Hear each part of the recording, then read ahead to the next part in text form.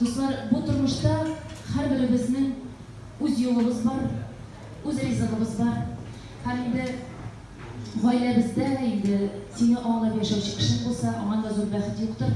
Haminde elbette bu kişi, her bir kişi bu dünyada bəxit için yaralan. Haminde bu dünyada kişi bəxitli bulamıyor ama ihtibarın bir de enerjisinde kişi bulmazlar. Şuna göre aytasın ki her vakit ihtibar bir de kişilerimiz olsun, yaratırlık kişilerimiz olsun. Şeşe özüp bürüldek kişilerimiz olsun. Aşeşkelerinin niye kiremi var, özüp bir kişi bulmazlar. Şuna bir, ne güzel var bizde şu elekten yazılgan bir konturlarımız iskep çürüp, iki kupletimden usulacılar biten. Şu matır tabınımızga bağışlar. Şeşkelerinin niye kiremi var, özüp bir kişi bulmazsa.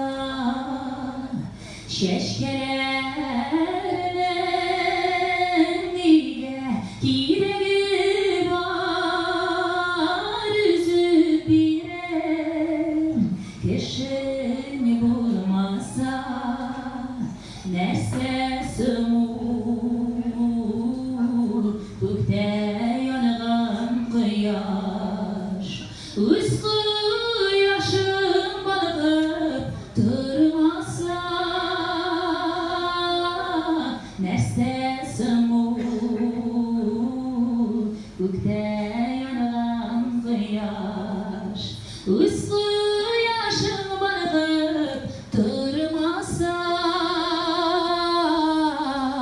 Durmuş yolum birge başlamansız, ahır aşağı birge buluruz.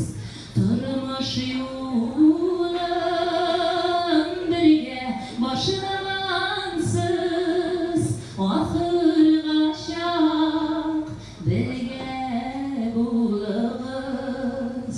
Ağırlıklar kilse birge ortaklaşıp, şartlıklarını birge bölürüz.